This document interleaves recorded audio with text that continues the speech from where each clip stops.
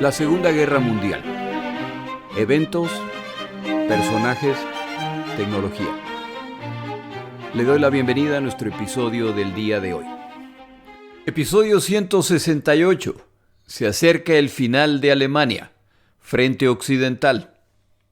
Primero que nada, un agradecimiento de todo corazón. Son unos exagerados. En el episodio previo mencioné que si quería ayudarme, la mejor forma de hacerlo era ir a YouTube a ver los videos de mi canal, La Segunda Guerra Mundial, eventos, personajes, tecnología, y lo que ha sucedido es que el número de horas escuchadas se ha disparado desde entonces. Lo que quiere decir que mis amigos han venido a mi rescate. Como siempre, muchas gracias. Estoy a unas 300 horas de llegar al punto en que podré monetizar el canal.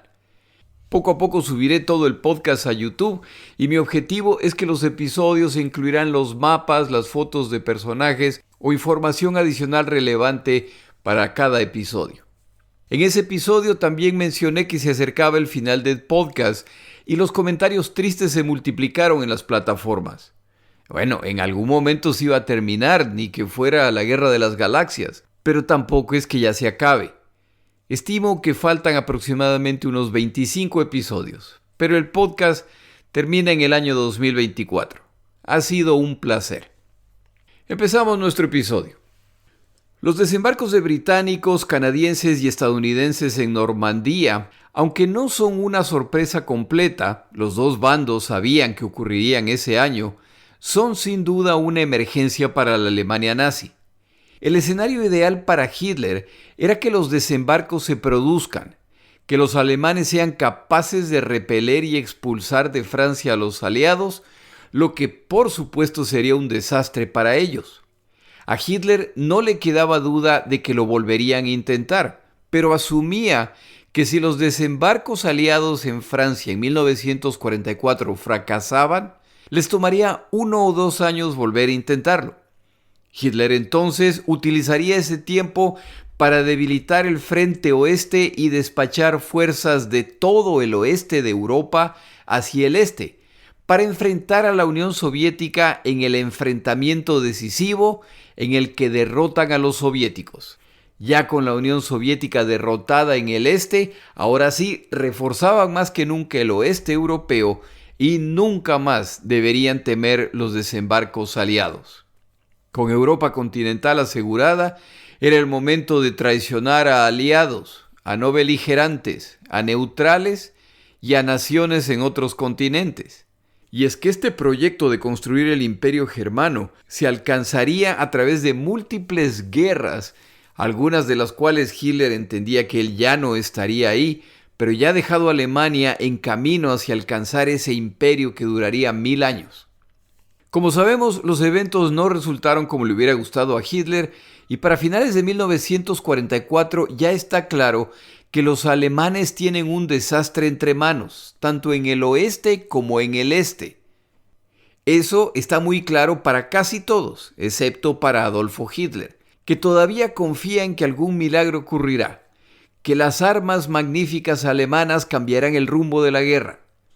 Una de sus grandes esperanzas es que las ya muy claras grietas entre aliados les permitirá lograr algún tipo de acuerdo con los soviéticos que avanzan desde el este o con los británicos y estadounidenses que avanzan desde el oeste para entonces poder cerrar un frente y concentrarse en el que no pactó.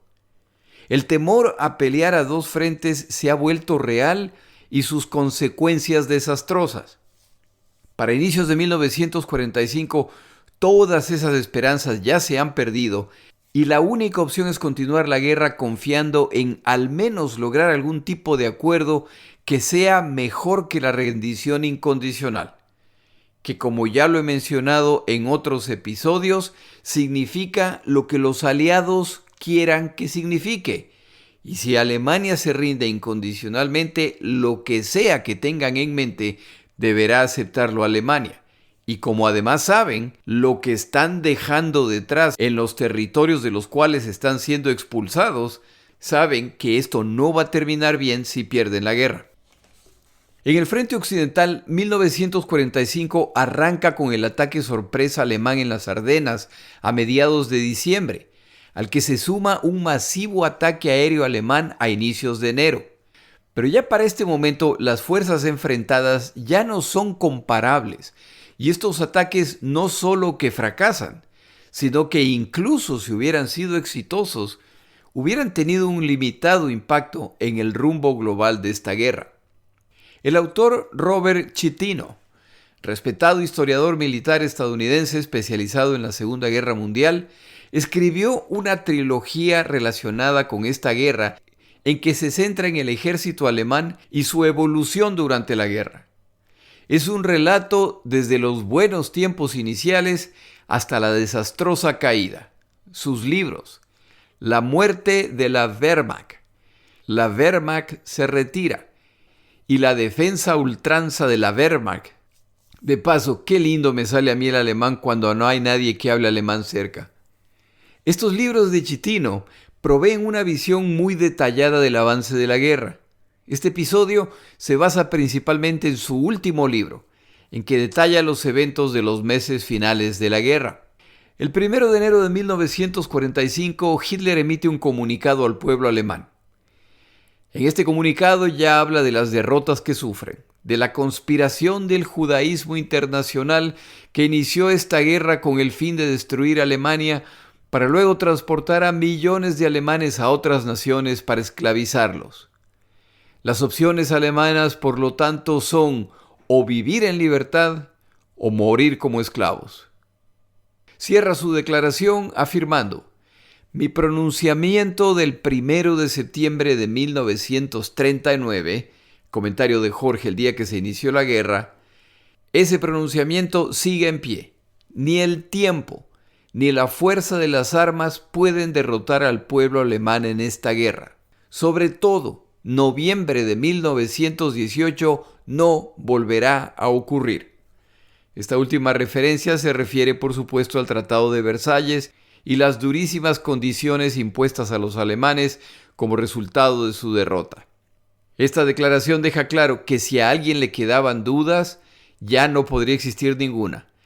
El plan de Hitler es que el pueblo alemán deberá pelear hasta el final, pero Hitler sigue confiando en la victoria. La pregunta es cómo planea Hitler alcanzar esta victoria con sus tropas siendo destrozadas en todos los frentes. La respuesta es que Hitler planea el involucramiento de toda la población alemana. A medida que más soldados profesionales mueren, son reemplazados por combatientes apresuradamente entrenados, que por supuesto son mucho menos efectivos. Para 1945 ya están utilizando las fuerzas llamadas Volkssturm, tormenta del pueblo, que no son nada más que civiles con unas pocas horas de entrenamiento que deberán reforzar a las fuerzas alemanas. Y es aquí cuando el adoctrinamiento de años al que ha sido sometida la población alemana muestra sus beneficios.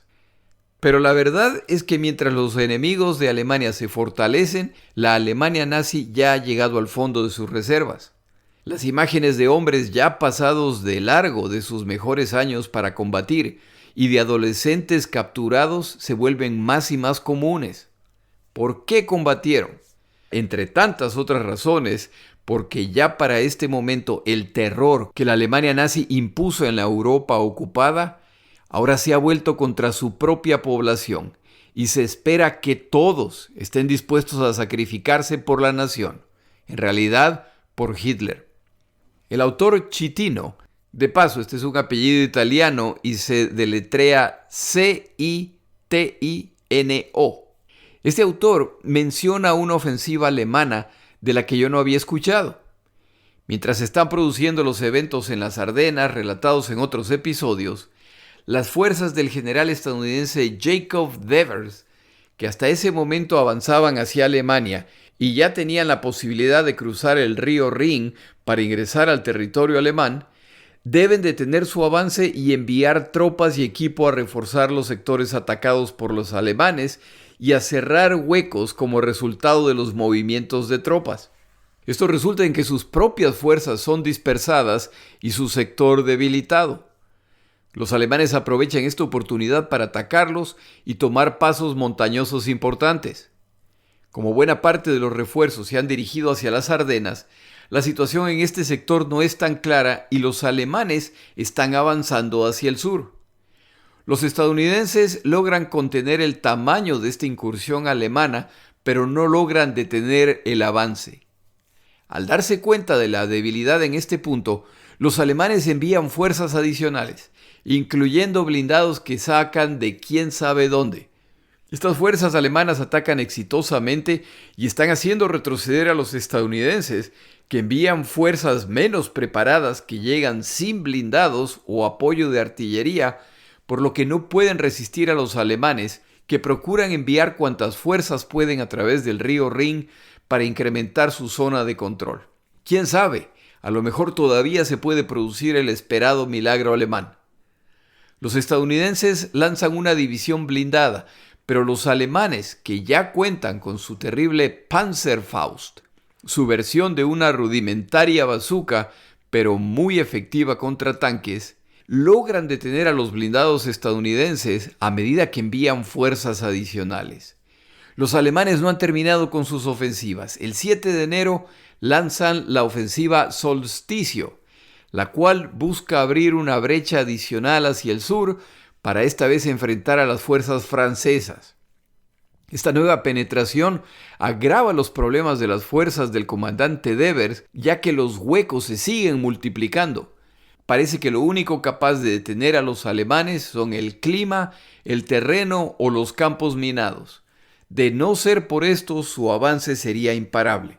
Los aliados deciden que no pueden permitir que las fuerzas alemanas pasen de las villas de Hatten en Rittershofen, por lo que mandan reservas de todo tipo hacia esta zona.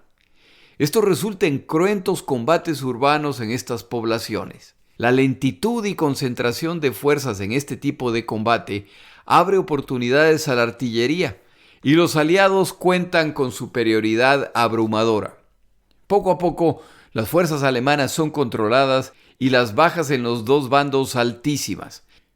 Los alemanes tenían planeado una ofensiva en otro sector, pero es cancelada para reforzar este ataque desde un segundo frente, lo que ya se vuelve un gravísimo problema para los estadounidenses, que empiezan a ser rodeados. Los estadounidenses ordenan una retirada de estas fuerzas a fin de evitar el ser rodeados, y logran hacerlo sin que se enteren los alemanes, que atacan al día siguiente solo para descubrir que sus oponentes ya no se encuentran ahí, lo que por supuesto es un alivio. Esta retirada aliada y la poca agresividad alemana en la persecución da la oportunidad a los estadounidenses para reforzar el frente, traer grupos de combate adicionales y prepararse para la contraofensiva. Más aún cuando para estos días, finales de enero, la ofensiva alemana en las Ardenas ya está completamente controlada, lo que libera grupos de combatientes adicionales. Los alemanes reinician la ofensiva el 24 de enero, pero ya se encuentran con una sólida pared de resistencia. Para el final se estima que hay 14.000 bajas estadounidenses y 23.000 bajas alemanas. No es tan común escuchar respecto a esta operación, pero es una clara victoria táctica alemana en 1945. El problema es que estas ocasionales victorias tácticas alemanas ya no juegan ningún papel en el resultado estratégico de esta guerra. Al margen de cuánto éxito tengan aquí o allá, o cuánto duren estas incursiones, al final ya no cambian nada. Los aliados van rumbo a Berlín y no hay nada que los pueda detener. Los aliados occidentales, de paso es una pena que el término aliados ha pasado en muchos casos a significar estadounidenses y británicos solamente. Estos fueron 3 aliados. Los aliados en el oeste ya ingresaron al territorio alemán en 1944, pero su plan no es cruzar todo el territorio alemán rumbo a Berlín. Tiene más sentido concentrarse en ataques a las zonas industriales principales alemanas, y ninguna se compara en importancia con la zona del río Ruhr, donde se encuentra la zona militar industrial principal alemana. Para llegar ahí deberán avanzar desde Bélgica. En otras palabras, tal como en el este con los soviéticos, se ha llegado al punto en que esta guerra está regresando al punto en que se inició, pero en reversa. Debido a la cercanía de la frontera alemana a sus zonas industriales principales, Hitler no puede permitir que este sector se debilite, por lo que sus jets Me-262 y sus tanques Tigres se encuentran en esta zona para detener a los invasores. Pero el desempeño de estas magníficas máquinas depende de sus tripulantes, y el nivel sigue decayendo a medida que más combatientes experimentados mueren. Incluso si estas máquinas llegan al campo de batalla, sus oponentes son tan numerosos que no logran hacer una diferencia. Para este momento, Hitler ha pedido al mariscal Kesselring, quien comandó la fuerza de defensa en Italia ante el avance aliado, que regrese a Alemania para comandar la defensa territorial. Von Rundstedt ha sido una vez más despedido. Kesselring decía en privado que esta tarea encomendada era como pedirle a un concertista de piano virtuoso que toque una sinfonía de Beethoven utilizando un piano desafinado y destartalado. En contraste con sus fuerzas, para este momento británicos y estadounidenses tienen ya fuerzas experimentadas que cuentan con el equipo más avanzado y más letal de esta guerra y son acompañados por las fuerzas más móviles de todo este conflicto. Lo que Adolfo Hitler hubiera soñado para su guerra relámpago, no se debe olvidar que la mayor parte de las fuerzas alemanas se movilizaban utilizando caballos o a pie. Todos estos vehículos, esta estrategia y esta movilidad que tienen en abundancia las fuerzas estadounidenses es lo que Hitler hubiera deseado tener para ejecutar sus planes. Ya en este punto son los combatientes alemanes los que tienen que tener ojos en la nuca, ya que en cualquier momento pueden ser atacados desde la retaguardia por fuerzas que avanzan a velocidades inesperadas, y a todo esto se suman los cazabombarderos aliados que destrozan todo lo que se mueve durante el día. Para este momento los P-47 y los Mustang estadounidenses y los tifones británicos son verdaderos verdugos de las fuerzas alemanas que se atreven a moverse durante el día. Ni pensar mover trenes o columnas de vehículos durante el día. El único resultado va a ser una carnicería. Y así llegamos a marzo. Llega el momento de destrozar a las fuerzas alemanas en el oeste, mientras lo mismo está ocurriendo en el este. Antes de continuar con el relato, tomamos una pausa.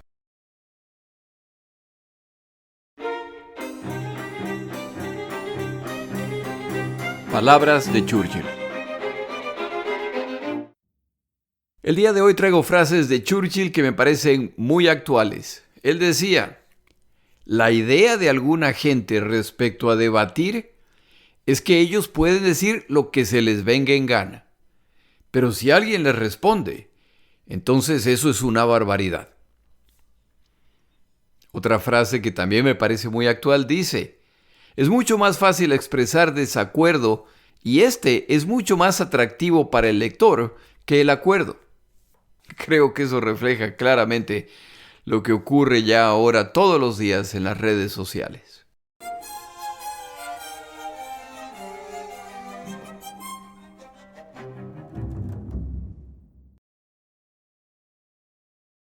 El comandante supremo de la fuerza aliada que avanza desde el oeste, el estadounidense Dwight Eisenhower, cuenta con más de 5 millones de combatientes de múltiples nacionalidades.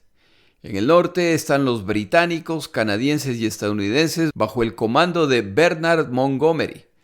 Al centro cuenta con las fuerzas de Bradley y hacia el sur con las de Devers. Es hora de avanzar hacia Berlín y el obstáculo mayor para ingresar con fuerza en el territorio alemán desde el oeste es el río Rin. Los dos bandos saben que este río es un obstáculo formidable y que los aliados estarán en riesgo mientras intenten establecer cabezas de playa al este del río. Los alemanes tienen un plan al respecto que incluye equipos de demolición que han instalado cargas explosivas en todos los puentes. Las fuerzas alemanas en estas zonas tienen la consigna de defender los puentes hasta el final, pero si su posición se vuelve insostenible, entonces su última tarea será volar los puentes antes de retirarse. Sin puentes, los aliados deberán construir puentes artificiales temporales. Pero este es un proceso, sobre todo en ríos tan amplios como el Rin, muy peligroso, ya que la artillería alemana y la fuerza aérea alemana estarán pendientes para atacar cualquier intento de hacer esto. Si los alemanes buscaban una oportunidad para detener a los invasores, esta será la última. Y los aliados saben que esta parte del conflicto podría ser la más sangrienta y la más complicada. Y de repente, a inicios de marzo, la barrera desaparece. El general estadounidense John Leonard, a cargo de la 9ª División Blindada, comanda una de las tantas fuerzas que avanzan hacia el río Rin. Su fuerza de avanzada le comunica que el puente sobre el río en la ciudad de Remagen sigue en pie. Las fuerzas blindadas se lanzan a toda velocidad para cruzar el puente, mientras a la distancia se ve a los ingenieros alemanes que desesperadamente se dirigen hacia las cargas explosivas para volar el puente. A pesar de los esfuerzos estadounidenses, no logran evitar la detonación. El puente se sacude violentamente, pero para su sorpresa, la estructura del puente, aunque averiada, sigue en pie, lo que desata una batalla campal entre los dos bandos. Pero la infantería alemana, intentando detener un ataque combinado de infantería y blindados aliados, no es nada más que una receta para el desastre, y los alemanes no logran detener a las fuerzas estadounidenses que están ingresando a torrentes al territorio alemán. El plan alemán de reagruparse detrás del Rin acaba de fracasar, y ahora quienes se encontraban en el este del Rin deben empezar a temer ataques aliados desde cualquier punto, a menos que logren volar ese puente. Hitler se pone hecho un nazi, está furioso. Ordena que se ejecute a los comandantes a cargo de la fuerza que defendía el puente. Este es un acto o de impresionante ineptitud o es un acto de traición. Se han filmado películas relacionadas con este evento al que se describe como milagroso. Pero los autores Chitino y Muñoz tienen una opinión distinta, y el culpable de esta debacle no son los comandantes a cargo de este sector, que tampoco es que tuvieran una participación destacada o valiente. El culpable de esta debacle es Adolfo Hitler. Ya se ha llegado al punto de la guerra en que Hitler no quiere perder un centímetro de territorio, y vez tras vez ordena defensas hasta el último hombre en nombre de no perder territorio, en vez de retroceder y reagrupar sus fuerzas en mejores puntos para la defensa. Lo que ocurre en Remagen es similar. Las fuerzas de defensa alemanas no están combatiendo en los alrededores de este puente. Las fuerzas alemanas siguen defendiendo el frente a kilómetros por delante del puente. Lo que aquí ha ocurrido es que parte de la fuerza estadounidense ha penetrado las defensas alemanas y llegan al puente desprotegido. Los defensores alemanes en esta zona no son ineptos, pero saben que sus fuerzas también se encuentran del otro lado del puente, y si vuelan el puente los dejan atrapados en manos aliadas. Si la mayor parte de las fuerzas de defensa alemanas se encontraban en esa zona, moverlas hacia la retaguardia a través del puente de Remagen no es una tarea sencilla, requiere coordinación para hacerlo apropiadamente. Para cuando los defensores alemanes en la zona de este puente se dan cuenta de que sus fuerzas no van a regresar, ya tienen a los estadounidenses encima y en el apuro, parte de las cargas explosivas instaladas en el puente no explotan y el puente no cae. A los combatientes alemanes que no lograron cruzar el puente en Remagen ya solo les espera la captura o la aniquilación.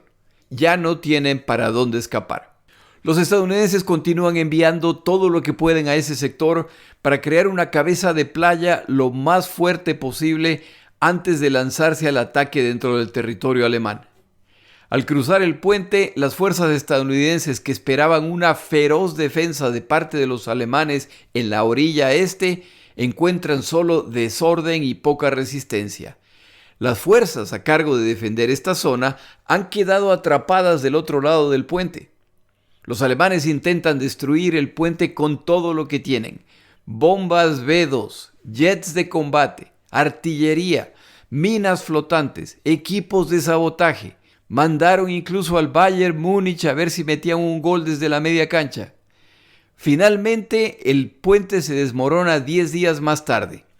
Pero el daño ya está hecho y a medida que los aliados se consolidan en la orilla este del río Rin, siguen asegurando distintos puntos en el río en los cuales empiezan a construir los puentes improvisados a través de los cuales ahora el equipo y los combatientes aliados fluyen libremente. Quien también se encuentra en esta zona para este momento es el señor Walter Model, el bombero de Hitler, que ha sido enviado para bloquear a las fuerzas estadounidenses que intentan avanzar hacia el Valle del Ruhr, donde se encuentran, entre otras tantas, la fábrica de Krupp, el principal fabricante alemán de armamento. Intentar tomar esta zona, que además está densamente poblada, va a resultar en un baño de sangre al mejor estilo de Stalingrado.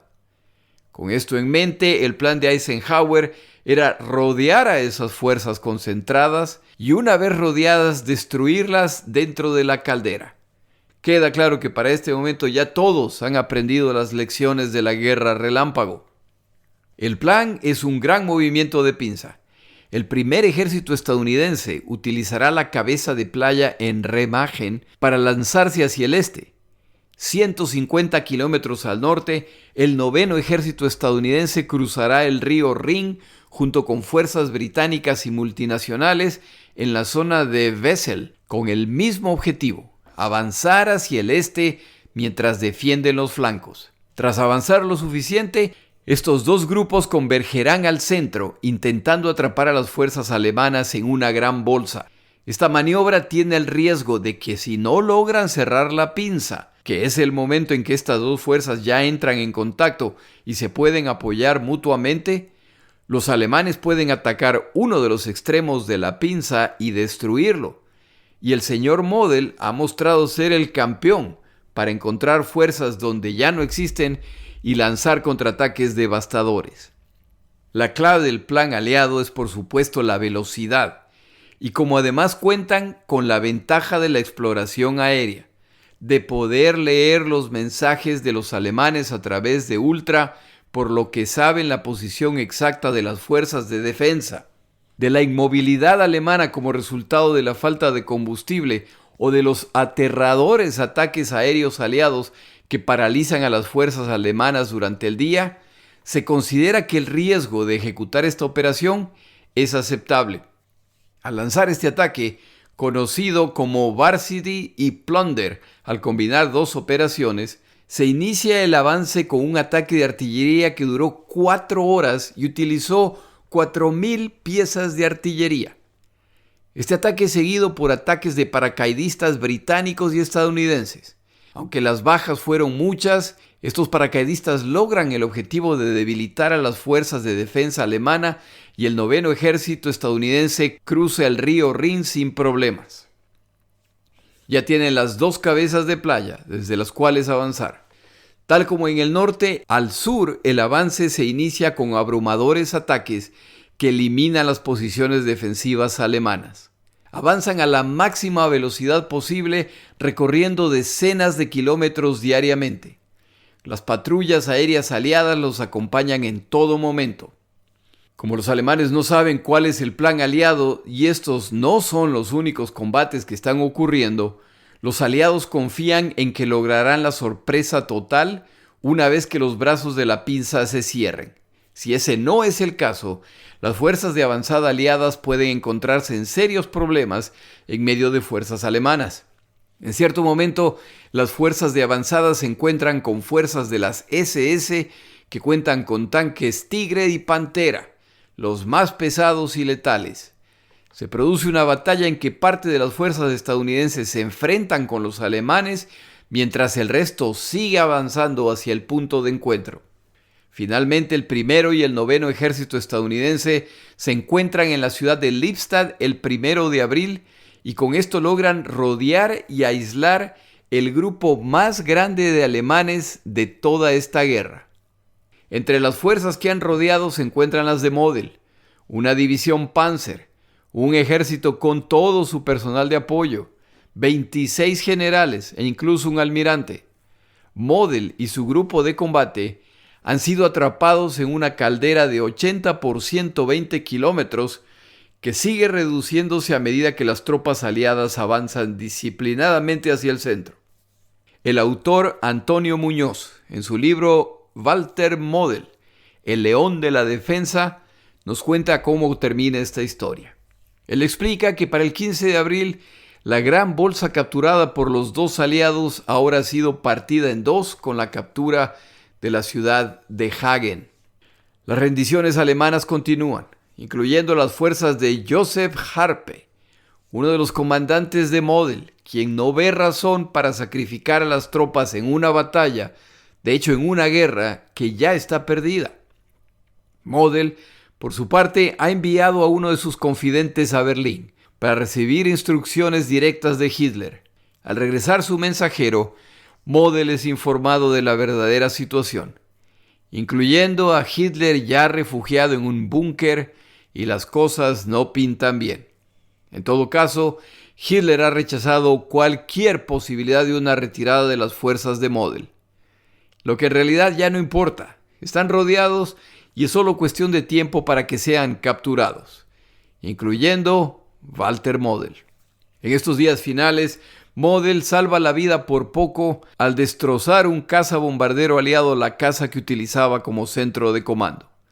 Model, hablando con sus subordinados, pregunta si han hecho todo lo que pudieron haber hecho por Alemania. Pero la pregunta principal es ¿y ahora qué? Model menciona que en la antigüedad los comandantes tomaban veneno en estas circunstancias. Al final, Model disuelve sus fuerzas, ordenando que los más jóvenes y los más viejos sean liberados de responsabilidad y que se pongan en camino a casa. El resto quedan en libertad de intentar escapar o rendirse.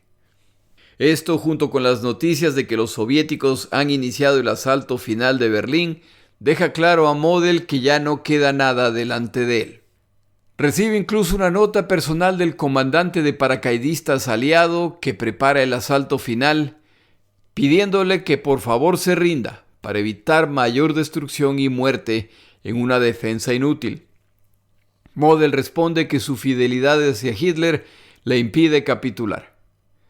En medio de este desastre inevitable, para colmo, Model escucha la transmisión de Goebbels, el ministro de propaganda, que declara al ejército del Ruhr y a Model traidores. Esa noche duermen a la intemperie y para la mañana siguiente Model ya ha tomado una decisión. Model, crítico de Paulus cuando capituló en Stalingrado en vez de suicidarse, ahora se encuentra en una situación similar. Él no es Paulus. Llama a su subordinado Beer y le pide que salgan a caminar. Model comenta que Beer es joven y que debe buscar sobrevivir.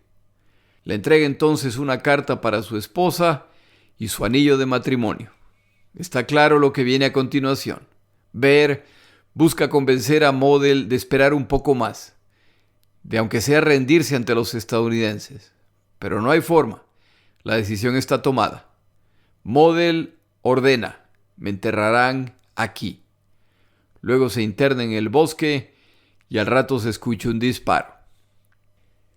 Tal como en 1944, cuando los soviéticos ingresaron a Polonia, a medida que las fuerzas aliadas occidentales se adentran en el territorio alemán, empiezan a descubrir estos campamentos. Son claramente prisiones, pero no son los campamentos lo que les llama la atención, son los prisioneros o los restos de los prisioneros que encuentran ahí. Desnutridos, obviamente maltratados, los que ya han muerto, es claro que murieron o de inanición, de enfermedad o de maltrato. Y no es que algunos de los presentes están en esa condición, todos están en esa condición. Inicialmente no pueden creer lo que ven. Esto despierta la furia no solamente de algunos de los prisioneros liberados, sino de incluso de los combatientes aliados que los liberan. Guardias de estos campos de concentración que son capturados son ejecutados en ocasiones de manera macabra por los prisioneros liberados y a veces por soldados estadounidenses. Esto escala tan rápido que se requiere una orden directa de Eisenhower para que se detengan estas prácticas que empañan la imagen de las Fuerzas Armadas estadounidenses. Eisenhower ordena que se busque a los responsables y se los sancione. Los aliados, tanto en el este como en el oeste, poco a poco van teniendo acceso a los horrores creados por la Alemania nazi, incluso antes del inicio de esta guerra. La próxima semana tenemos un episodio relacionado con los campos de concentración alemanes. Mi nombre es Jorge Rodríguez. Gracias por acompañarme. Para información adicional respecto a este episodio, las notas de este podcast, que incluyen la narración de este episodio, así como acceso a resúmenes, videos, documentales y materiales adicionales gratuitos disponibles en el Internet, por favor vaya a Amazon y busque el libro La Segunda Guerra Mundial, Eventos, Personajes, Tecnología. Al comprar estas notas me ayuda y me apoya financieramente. Puede encontrar información adicional en mi página web, lasegundagm.com. Muchas gracias.